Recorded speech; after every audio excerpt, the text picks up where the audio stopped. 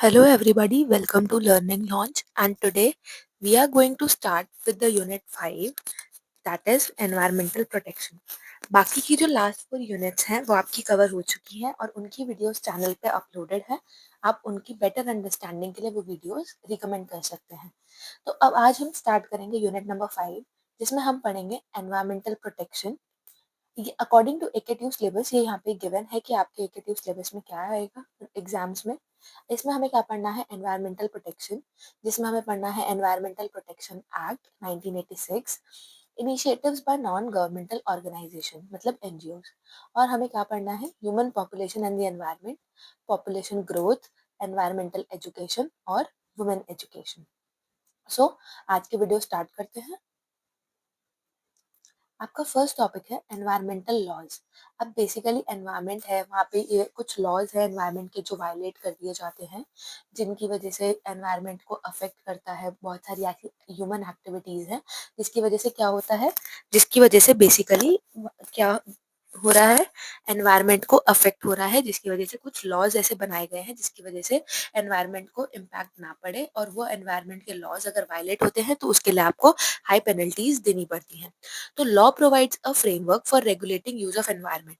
Environment की हमेशा continuously use करने के लिए हमें लॉ ने एक फ्रेमवर्क प्रोवाइड करा है जो कि एनवायरमेंटल मैनेजमेंट के लिए बहुत ज्यादा इंपॉर्टेंट है। पहला, regulation of resource use. Second, protection of environment and biodiversity. हमें खास ध्यान रखना है कि अगर हम एनवायरनमेंट का यूज कर रहे हैं तो हम एनवायरनमेंट को प्रोटेक्ट भी करेंगे और जो हमारी बायोडाइवर्सिटी है उसको भी प्रोटेक्ट करेंगे। देन आता है meditation, conflict resolution and conciliation. हमें क्या करना है, प्रॉपर हमें देखना है कि हमारे एनवायरनमेंट को कोई भी दिक्कत ना हो, उससे कोई भी, हम जो भी ह्यूमन एक्टिविटी कर रहे हैं, हम एनवायरनमेंट का यूज कर रहे हैं तो उससे कोई कॉन्फ्लिक्ट नहीं होना चाहिए और किसी भी चीज में दिक्कत नहीं होनी चाहिए। Formula of stable unambiguous undertakings and agreements. Proper agreements होना चाहिए गवर्नमेंट से कंसाइन कि आप कोई भी एनवायरनमेंट यूज कर रहे हो तो आपके किसी भी एक्टिविटी से एनवायरनमेंट को कोई भी लॉस नहीं होगा। Environmental law concern regulation, protection और prohibition of activities affecting environment. जितने भी एनवायरमेंटल लॉज हैं, जितने भी रूल्स एंड रेगुलेशंस हैं, हमें उन्हें प्रोटेक्ट करना चाहिए, क्योंकि अगर हम उनको प्रोहिबिट करते हैं, उन लॉज को वायलेट करते हैं, तो उन हमारी एक्टिविटीज से क्या होता है, एनवायरनमेंट पे बहुत ज्यादा इफेक्ट पड़ता है, जिसकी वजह से एट लास्ट हमारी खुद की हेल्थ पे, ह्यूमन हेल्थ पे बहुत ज्यादा इफेक्ट पड़ता है, एनिमल स्पीशीज पे बहुत ज्यादा इफेक्ट पड़ता है और हेल्थ हजार्ड्स बहुत ज्यादा होते हैं। उसके लिए एक एक्ट बनाया गया, एनवायरमेंट प्रोटेक्शन एक्ट 1986।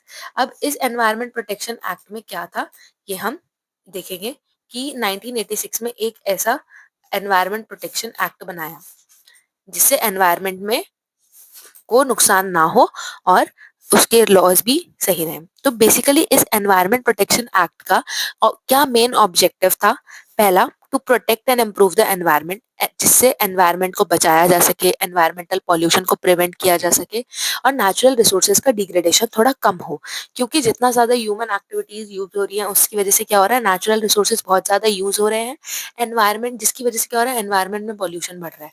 तो सबसे पहला मेजर ऑब्जेक्टिव क्या था इस एक्ट का, कि एनवायरमेंट पॉल्यूशन से बचाया जा सके और नेचुरल रिसोर्सेज जो कि बहुत तेजी से खत्म हो रहे हैं, डिग्रेड होते जा रहे हैं, उनको प्रिवेंट करा जा सके। फिर नेक्स्ट था टू कंट्रोल पोल्यूशन। दूसरा इसका मेन ऑब्जेक्टिव क्या था, कि पॉल्यूशन को कंट्रोल किया जा सके, इंडस्ट्रीज और ह्यूमन एक्टिविटीज को थोड़ा रेगुलेट किया जा सके, जिसकी वजह से एयर, वाटर और लैंड पॉल्यूशन थोड़ा कम हो सके, क्योंकि बहुत ज्यादा एनवायरनमेंट को इफेक्ट होता है। जैसे कि अगर हम इंडस्ट्रीज की बात करते हैं, इंडस्ट्रीज में जितने भी वेस्ट होते हैं बिना विदाउट ट्रीटमेंट ऐसे ही वाटर में डिस्पोज ऑफ कर दिए जाते हैं, जिसकी वजह से क्या होता है, वाटर पॉल्यूशन। ऐसे ही कुछ टॉक्सिक केमिकल्स और गैसेस होती हैं जो कि चिमनीज के थ्रू एयर में पास कर दी जाती हैं, जिससे क्या होता है, एयर पॉल्यूशन। लैंड पॉल्यूशन, हम लोग माइनिंग करते हैं, माइनिंग करने की वजह से लैंड पॉल्यूशन होता है। तो ये सब पॉल्यूशन कंट्रोल करने के लिए क्या बनाया गया, एनवायरमेंट प्रोटेक्शन एक्ट। देन आता है आपका third, to implement international agreements. कुछ इंटरनेशनल एग्रीमेंट्स को इम्प्लीमेंट करने के लिए ये प्रोटेक्ट बनाया गया, enforce decisions made a global environmental summits like the Stockholm conference. Stockholm एक कॉन्फ्रेंस थी जिसमें कि ये बनाया गया। नेक्स्ट आता है to establish a central authority. एक सेंट्रल अथॉरिटी एस्टैब्लिश करने के लिए ये लॉ बनाया गया। इसका मेन ऑब्जेक्टिव ये था, the provide the government with powers to take immediate action in environmental emergencies. इसकी वजह से क्या हुआ कि अगर आपकी कोई भी एनवायरमेंटल इमरजेंसी होती है तो उस कंडीशन में गवर्नमेंट के पास पूरी पावर होगी कि वो कोई भी इमीडिएट एक्शन ले सकती है। और अगर उसके पास अगर जिसने भी किसी भी ह्यूमन ने किसी भी इंडस्ट्रीज की वजह से या फिर जिसकी भी वजह से एनवायरनमेंट को डैमेज हुआ है तो उस वाइल जिन्होंने भी वो लॉ वायलेट करा है उनको पेनलाइज किया जा सके। एनफोर्स स्ट्रिक्ट पनिशमेंट, उनको स्ट्रिक्ट पनिशमेंट दी जा सके। बेशक वो इंडस्ट्रीज हो या फिर किसी भी इंसान ने करी हो वायलेट, तो उनको क्या करना है, पेनलाइज करना है। नेक्स्ट आता है to promote sustainable development. Sustainable development promote करने के लिए बनाया गया था ये एनवायरमेंट प्रोटेक्शन एक्ट, जिससे क्या होता है, ये मेक श्योर करता है कि हमारी इकोनॉमिक ग्रोथ सही रहे और इकोलॉजिकल बैलेंस भी हमारा मेंटेन रहे। अब चलते हैं next, salient features of environment protection act. अब इसके फीचर्स क्या क्या थे ये देखते हैं। पहला था wide scope and coverage. The act applies to air, water, land and all living organism. It covers all sources of pollution and environmental hazards. Basically क्या है, इस एनवायरमेंट प्रोटेक्शन के अंडर बहुत बड़ा वाइड स्कोप है और ये क्या करता है, मोस्टली सारे टाइप के पॉल्यूशन को कवर करता है, सारे एनवायरमेंटल हजार्ड्स को कवर करता है।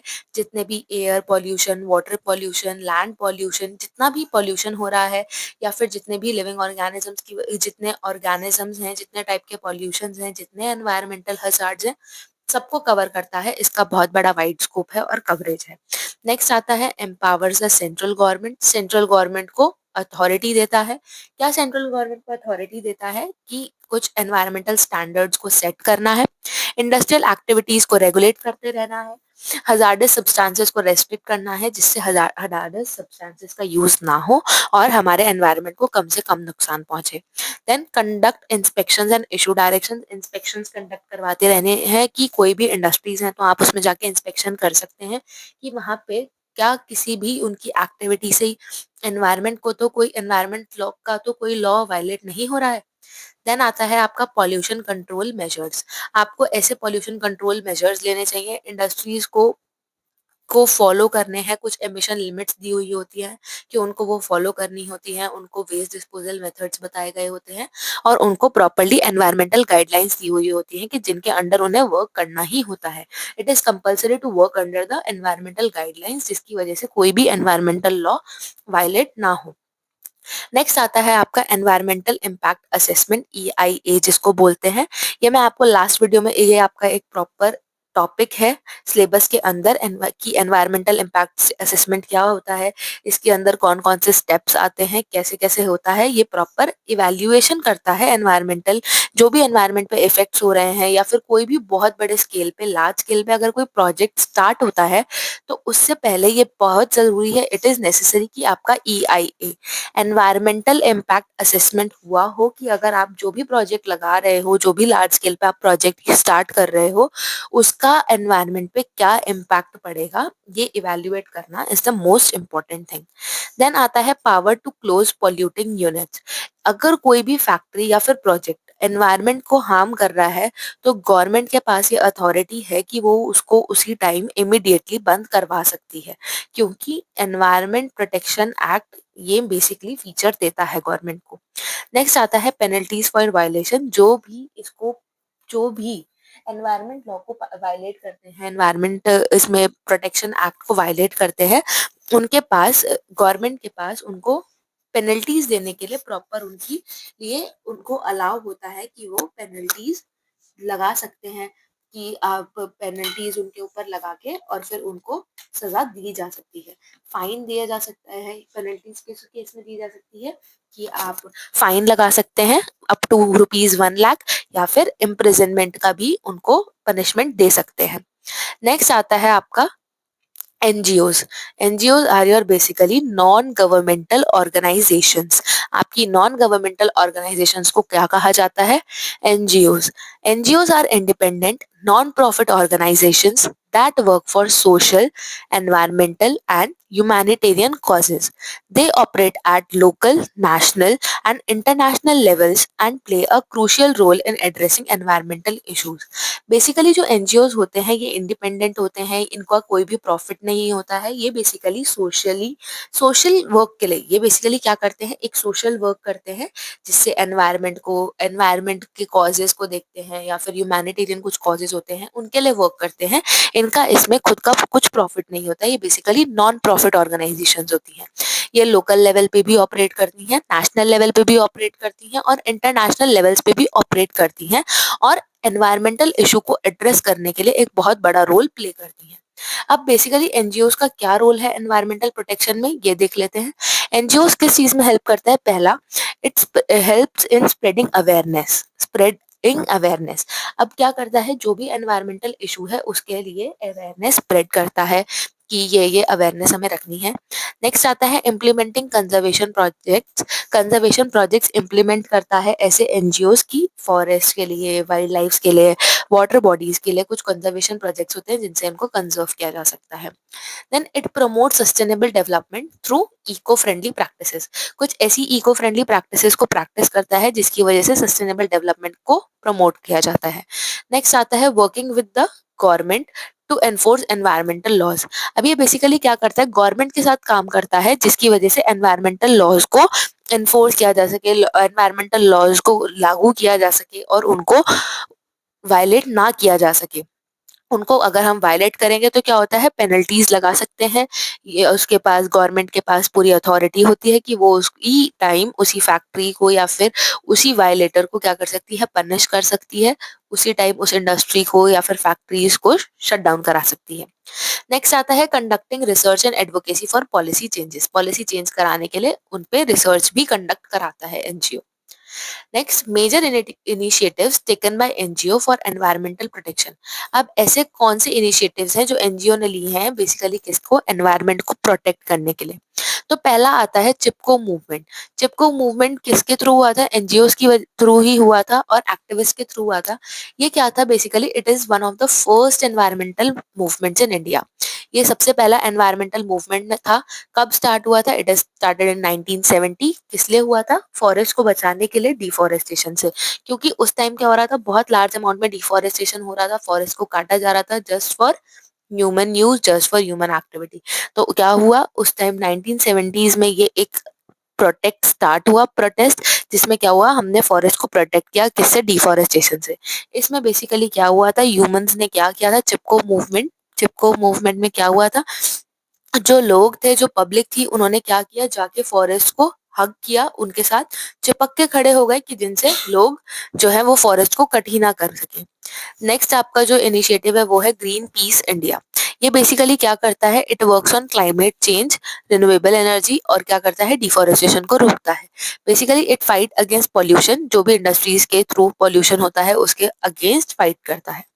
नेक्स्ट आता है centre for science and environment, CSE. Basically it conduct research on environmental pollution, waste management and climate change and it publishes reports like the state of India's environment. ये states of India environment की तरह report publish करता है CSE जो है। और ये क्या कराता है, रिसर्च कंडक्ट करवाता है किस किस के ऊपर, एनवायरमेंटल पॉल्यूशन कह लो, वेस्ट मैनेजमेंट कह लो या फिर क्लाइमेट चेंज। नेक्स्ट आता है आपका WWF, it is world wide fund for nature. Nature के लिए इंडिया में क्या होता है, वर्ल्ड वाइड फंड इकट्ठा किया जाता है जिसकी वजह से नेचर में अगर कोई भी दिक्कत है तो उनको, उनके लिए कंजर्वेशन प्रोजेक्ट्स वो स्टार्ट किए जाते हैं, उनके वर्क किया जाता है उसके ऊपर अगर किसी भी दिक्कत आ रही है। तो बेसिकली क्या होता है, it protects wild life like tigers, elephants and marine animals. जो भी स्पीशीज एंडेंजर्ड होती जा रही हैं या फिर एक्सटिंक्ट स्पीशीज हैं उनको प्रोटेक्ट किया जाता है, उन वाइल्ड लाइफ को प्रोटेक्ट किया जाता है। और अफॉरेस्टेशन पे वर्क किया जाता है। अफॉरेस्टेशन, ज्यादा से ज्यादा ट्रीज ग्रो किए जाते हैं जिससे हमें एनवायरनमेंट में हमारा ग्रीन कवर मेंटेन रहे। और कुछ वाटर कंजर्वेशन प्रोजेक्ट्स भी स्टार्ट कर दिए जाते हैं। देन आता है डेवलपमेंट ऑल्टरनेटिव्स। ये क्या करता है, it promotes eco friendly technology and sustainable development. Eco friendly technology और सस्टेनेबल डेवलपमेंट को प्रमोट करने के लिए काम आता है, राइट। अब it works on waste management and renewable energy. Waste management और रिन्यूएबल एनर्जी पे भी वर्क करते हैं। ये कुछ और इनिशिएटिव्स हैं जो कि एनजीओज के थ्रू लिए जाते हैं। Like first, TERI is your the energy and resource institute. ये बेसिकली क्लीन एनर्जी पे फोकस करता है। सस्टेनेबल एग्रीकल्चर होता है एंड अफॉरेस्टेशन इसमें प्रैक्टिस किया जाता है। Organises environmental education programme for students. कुछ स्टूडेंट्स जो कि अवेयर नहीं है अबाउट द एनवायरमेंटल एजुकेशन, उनके लिए एनवायरमेंटल एजुकेशन प्रोग्राम्स को ऑर्गेनाइज करता है। नेक्स्ट आता है पीटा India which is people for ethical treatment of animals. अब इसमें क्या होता है, बेसिकली ये एनिमल राइट्स के बेसिस पे वर्क करता है और क्या करता है, क्रूएल्टी, कुछ लोग होते हैं जो बहुत क्रूअल होते हैं टुवर्ड्स एनिमल्स, उनके लिए क्या करता है, उनको प्रिवेंट करता है उस क्रूएल्टी से और एनिमल राइट के लिए वर्क करता है। Second, it opposes industry harming the environment through animal testing. Animal testing के थ्रू ये क्या करते हैं, टेस्ट करते हैं कि एनवायरनमेंट को कहीं हार्म तो नहीं हो रहा है। कुछ इंडस्ट्रीज जो हार्म कर रही हैं उनको क्या करते हैं, अपोज करते हैं। ये ऐसे ही कुछ और मेजर इनिशिएटिव्स हैं जैसे कि सुलभ इंटरनेशनल, नर्मदा बचाओ आंदोलन and save the western Ghats movement. ये कुछ आपके मूवमेंट्स थे जो एनजीओ के थ्रू स्टार्ट किए गए, कुछ ऐसे इनिशिएटिव जो एनजीओ के थ्रू लिए गए, किस लिए, एनवायरनमेंट प्रोटेक्शन के लिए, जिससे कि कोई भी एनवायरनमेंट लॉ वायलेट ना हो, राइट।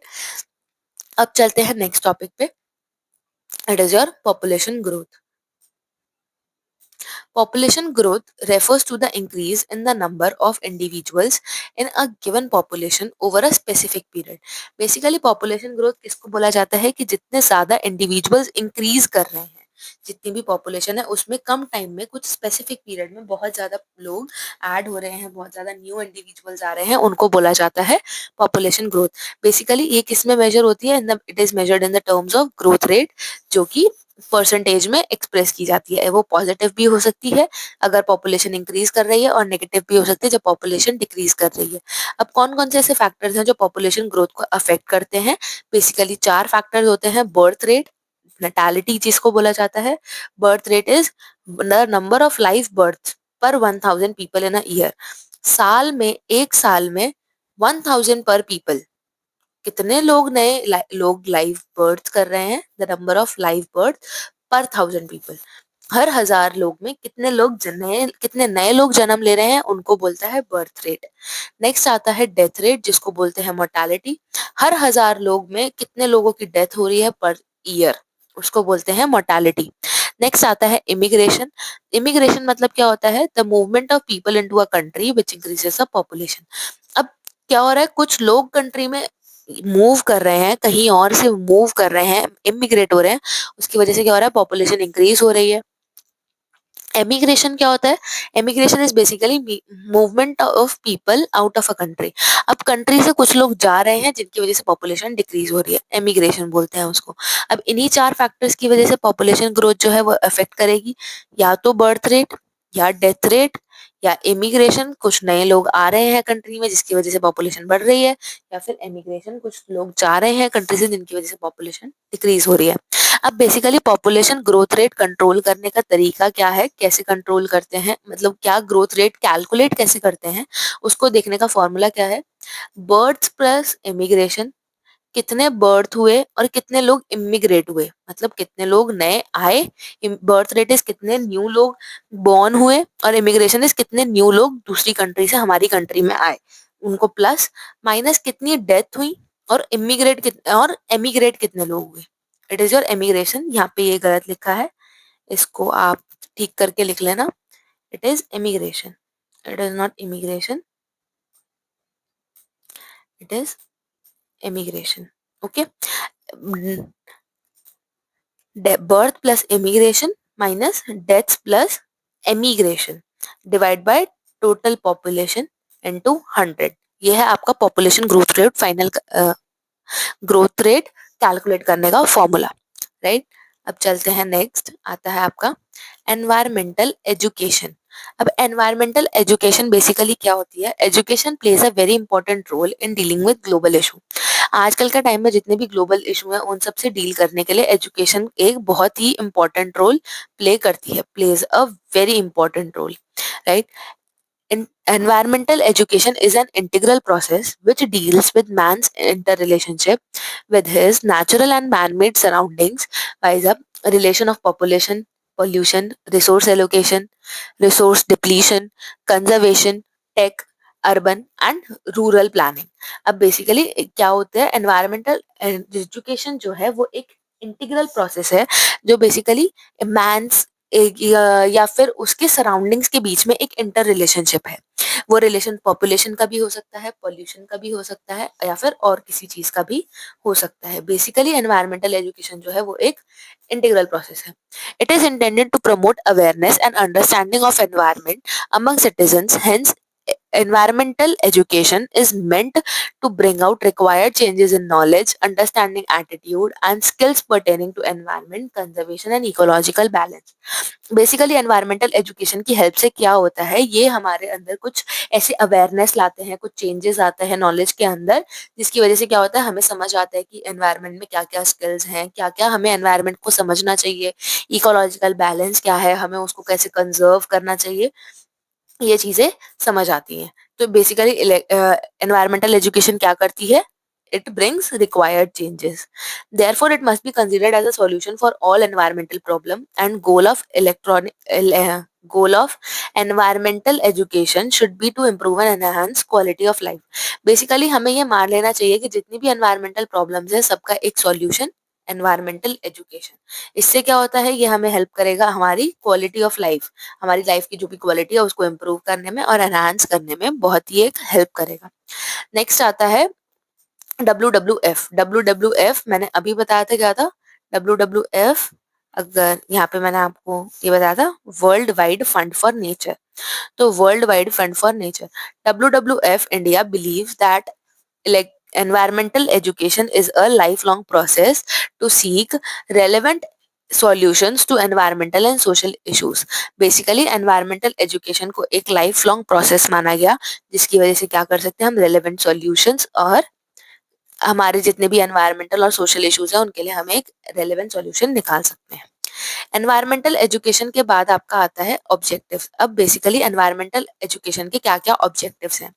पहला, develop mechanism and institutions for enhancing outreach activities through nature clubs of India, eco clubs and interpretation programmes. Interpretation programmes रखने चाहिए जिनकी वजह से क्या होता है, हमें मैकेनिज्म और इंस्टीट्यूशंस डेवलप करने में हेल्प होती है। कुछ आउटरीच, हम एक्टिविटीज के पास आउटरीच कर पाते हैं किस किस की हेल्प से, कुछ नेचर क्लब्स की वजह से या फिर कुछ इको क्लब्स की वजह से, राइट।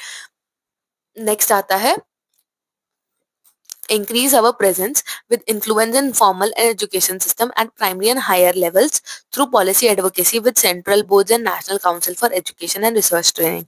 बेसिकली क्या होता है, इससे क्या करते हैं, ये प्रेजेंस, अपनी प्रेजेंस को इंक्रीज करने के लिए और इन्फ्लुएंस करने के लिए एक ये फॉर्मल वे अपनाते हैं, जिससे क्या होता है, एजुकेशन सिस्टम में ही बेसिकली इस सब्जेक्ट को ऐड ऑन कर दिया जाता है एज अ सब्जेक्ट। एंड इसमें क्या होता है कि आप डायरेक्ट सेंट्रल बोर्ड और नेशनल काउंसिल से बात करके क्या किया जा सकता है, इसको हम एजुकेशन टॉपिक बना देते हैं, एक सब्जेक्ट क्रिएट कर देते हैं, जिससे क्या हो जाता है, ये मैंडेटरी हो जाता है स्टूडेंट्स को इसको पढ़ना। नेक्स्ट आता है develop a comprehensive teacher training programme that includes recapitulation. इसमें क्या होता है, बेसिकली इसमें एक कॉम्प्रिहेंसिव टीचर ट्रेनिंग प्रोग्राम को डेवलप कर दिया जाता है, राइट। उसके बाद नेक्स्ट आता है develop and implement environment sensation programme. ये प्रोग्राम्स भी डेवलप किए जाते हैं। Advocate research on environmental education in formal education to enhance impacts on policies related to increased focus on environmental education. फिर to encourage NGOs, man media and other concerned organisations for promoting awareness among people at all level. NGOs को encourage करने के लिए environmental education का बहुत होना जरूरी है कि जिससे एनजीओज को एनकरेज किया जा सके, या फिर और जितनी ऑर्गेनाइजेशंस है जो अवेयरनेस क्रिएट करती हैं हर लोगों में, उनको एनकरेज करा जा सके। फिर आता है to ensure training and manpower development in environment education. Training होनी चाहिए लोगों की, जिससे लोगों को पता चल सके कि कैसे वर्क करता है एनवायरमेंट एजुकेशन में, क्या क्या टॉपिक्स आते हैं, कैसे लोगों में अवेयरनेस क्रिएट करना है। फिर आता है to mobilise people's awareness for the preservation and conservation of environment. लोगों की अवेयरनेस को इतना मोबिलाइज करना है कि जिससे उनको एनवायरमेंट को कैसे प्रिजर्व करना है, कैसे कंजर्व करना है, उनको ये तरीके समझ आ सके। नेक्स्ट आता है आपका वुमेन एजुकेशन। अब वुमेन एजुकेशन में क्या आता है आपका, it is very important to educate a women. Basically women education refers to the education of girls and women which is crucial for the overall development of society. Basically women education क्या है, लड़कियों को, औरतों को पढ़ाना, right. उनकी education भी बहुत ज्यादा जरूरी है, जिसकी वजह से क्या होता है, पूरी सोसाइटी के डेवलपमेंट पे बहुत ज्यादा इफेक्ट पड़ता है, right? Women's education is important because it empowers them with knowledge and skills, increases their opportunities for employment and financial independence, improves their health and well-being, and enables them to participate more fully in social and political life. अब basically क्या है, women's जो है देखा जाए तो society में काफी बैकवर्ड रह जाती हैं. वुमेन्स का एजुकेशन नहीं हो पाता है, जिसकी वजह से वो लोग इंडिपेंडेंट नहीं रहती हैं, डिपेंड रहती हैं. उनकी हेल्थ कंडीशंस थोड़ी इम्प्रूव्ड नहीं रहती हैं, उनका वेल बीइंग, उनका ये सब देखने के लिए, और वो क्या रहती हैं बेसिकली, सबसे फर्स्ट पॉइंट इज अनएम्प्लॉयड होती हैं. उनको हर चीज के लिए अपने फैमिली मेंबर्स पे डिपेंड रहती हैं. तो वुमेन्स की एजुकेशन क्यों इम्पोर्टेंट है, इसलिए इट इज मोस्ट इम्पोर्टेंट कि जिससे उनमें नॉलेज आए, कुछ स्किल्स आ पाए, उनकी अपॉर्चुनिटी बढ़े कि जिनसे उनको जॉब्स मिल सके और वो फाइनेंशियली इंडिपेंडेंट हो सके, उनकी हेल्थ कंडीशंस इंप्रूव हो, और उनको, और वो सोशल और पॉलिटिकल लाइफ में भी पार्टिसिपेट कर पाए. However, there are several challenges to promote women education. कुछ challenges हैं जिनके women education promote करने के लिए. पहला आता है social norms and cultural beliefs. अब काफी सोसाइटी ये मानती है कि women का प्राइमरी रोल क्या है, घर देखना, घर संभालना, फैमिली को संभालना, जिसकी वजह से क्या होता है, सोशली जो लोग हैं, सोसाइटी के जो लोग हैं, वो ही वुमेन्स की एजुकेशन को प्रमोट नहीं करते हैं, जिसकी वजह से उनकी जो एम्प्लॉयमेंट है, एजुकेशन है, उसकी अपॉर्चुनिटीज लिमिट कर दी जाती हैं या फिर कम हो जाती हैं. नेक्स्ट आता है economic barriers. Economic barriers, poverty and lack of resources can prevent girls and women from accessing education as drugs may need to work to support their family. अब बेसिकली क्या होता है, इकोनॉमिक बैरियर्स आ जाते हैं, जिनकी में क्या होता है, पॉवर्टी और रिसोर्सेज के कम होने की वजह से गर्ल्स और वुमेन्स को पढ़ने से रोक दिया जाता है. क्यों? क्योंकि उनको बेसिकली ये बोला जाता है कि आप अपनी फैमिलीज को सपोर्ट करो, अपनी फैमिलीज में काम करो, वर्क करना बहुत जरूरी है. उनको वहीं तक लिमिट कर दिया जाता है. देन आता है gender based violence. On the basis of gender बहुत ज्यादा उन गर्ल्स को और वुमेन्स को हैरेसमेंट फेस करना पड़ता है या वायलेंस फेस करना पड़ता है, जिनसे, क्यों, अगर वो जब भी स्कूल आगे जाने का ट्राई करती हैं या फिर ट्राई करती हैं कि वो हायर स्टडीज पढ़ पाए, तो उनको बहुत ज्यादा वायलेंस फेस करना पड़ता है. क्योंकि नॉर्मली जेंडर के बेसिस पे काफी सोसाइटी में ऐसे बैकवर्ड लोग हैं जो लोग प्रमोट नहीं करते हैं गर्ल्स और वुमेन एजुकेशन. नेक्स्ट आता है lack of access of schools. और बेसिकली कुछ एरियाज में ऐसा है कि स्कूल्स की शॉर्टेज है, और या फिर ट्रांसपोर्टेशन, लैक ऑफ ट्रांसपोर्टेशन है, जिस वजह से वहां पे जा नहीं पाते हैं स्कूल्स में, जिसकी वजह से गर्ल्स और वुमेन्स के लिए बहुत ज्यादा डिफिकल्ट होता है स्कूल्स को अटेंड करना. ये थे आपके कुछ चैलेंजेस. अब देखते हैं टू प्रमोट वुमेन्स एजुकेशन हमें क्या करना चाहिए वुमेन की एजुकेशन को प्रमोट करने के लिए. पहला, इंक्रीजिंग अवेयरनेस. अवेयरनेस क्रिएट करनी चाहिए कि हमें कितनी ज्यादा वुमेन एजुकेशन जो है नेसेसरी है, और वुमेन एजुकेशन के क्या क्या बेनिफिट्स हैं, जिसकी वजह से जो भी कल्चरल और सोशल नॉर्म्स हैं वो कैसे चेंज हो सकते हैं. नेक्स्ट आता है प्रोवाइडिंग फाइनेंशियल सपोर्ट. वुमेन्स के और गर्ल्स के एजुकेशन के लिए उनको फाइनेंशियली सपोर्ट करना चाहिए कि अगर वो फाइनेंशियली इंडिपेंडेंट नहीं है, स्टिल वो स्टडी कर सकें, स्टिल वो पढ़ सकें. और उसके लिए क्या है, आप स्कॉलरशिप्स, ग्राफ्स और other financial emittance can help girls and women in education setting. Scholarships provide करनी चाहिए जिससे वो पढ़ने के लिए और उनको इंटरेस्ट भी बिल्ड हो उनका. नेक्स्ट आता है building schools and infrastructure. Proper schools build करना चाहिए और उनका इंफ्रास्ट्रक्चर अच्छा होना चाहिए. थोड़ा सा एजुकेशन इंफ्रास्ट्रक्चर में भी इन्वेस्ट करना चाहिए, जिससे कि स्कूल्स जो है उनका एक्सेस जो है इम्प्रूव हो सके. नेक्स्ट आता है empowering women. Providing opportunities for women leadership and decision making can help increase their participation in social and political life. Basically उनको ऐसी अपॉर्चुनिटीज प्रोवाइड करनी चाहिए जिससे कि वो अपनी लीडरशिप क्वालिटीज और डिसीजन मेकिंग क्वालिटीज को दिखा सकें और सोशल और पॉलिटिकल लाइफ में भी पार्टिसिपेट कर सकें. नेक्स्ट आता है role of women education in environmental protection. अब बेसिकली एनवायरमेंटल प्रोटेक्शन के लिए वुमेन एजुकेशन क्यों जरूरी है, वो क्या रोल प्ले करती है. पहला आता है awareness and advocacy. Family planning and population control. Basically अगर वुमेन एजुकेटेड होंगी तो वो प्रॉपरली फैमिली प्लान कर पाएंगी और पॉपुलेशन को कंट्रोल पर कर पाएंगी, जिसकी वजह से इतना पॉपुलेशन ग्रोथ रेट जो बढ़ रहा है वो नहीं बढ़ेगा और वो कंट्रोल रहेगा. Sustainable lifestyle choices. वो ऐसी लाइफस्टाइल चॉइस करेंगी कि ऐसे सस्टेनेबल लाइफस्टाइल चॉइस करेंगी कि जिसकी वजह से हमारे फ्यूचर की जनरेशंस को भी उनकी जो नीड है वो भी कॉम्प्रोमाइज ना हो और हमारी नीड्स भी फुलफिल हो सके।